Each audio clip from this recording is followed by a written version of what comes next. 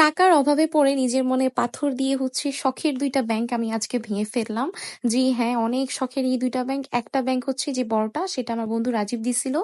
আর ওই ছোটটা অনেক শখের একটা ব্যাংক। এখন আমি বাইক নেওয়ার পর বা স্কুটি নেওয়ার পর যাই বলেন আমি অনেক ফকির হয়ে গেছি। তো এই ২ টা শখের ব্যাংক অবশেষে আমাকে ভাঙতে হইছে। এই যে ছোট আতাফলের ব্যাংকটা এটা আমি অনেক আগে ৬ থেকে আরো ৭-৮ মাস আগে বাড়ি থেকে নিয়ে আসছিলাম এই ব্যাংকটা।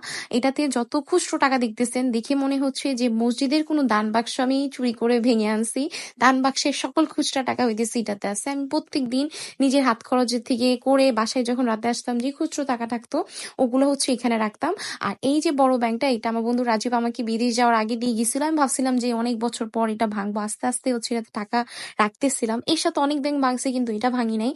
কিন্তু এই এতদিন পর আসলে টাকার অভাব আমি আসলে কাতর হয়ে গেছি। মনে পাথর দিয়ে ২ টা শখের ব্যাংকই আমাকে ভাঙতে হইছিল। কারণ এই ২ টাতেই টাকা ছিল। অন্যান্য ব্যাংকগুলি আসলে ভাঙলে দেখা যেত যে আমি কিছুই পাইতাম না।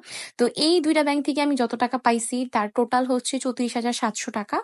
এর মধ্যে আমি বেশিরভাগ টাকাই বিভিন্ন জায়গায় কাজে লাগিয়ে ফেলছি। আমার সেমিস্টারের মিড টার্মের ফি দিলাম। তারপর হেলমেট বা বাইকের যাবতীয় জিনিসও নিচ্ছি।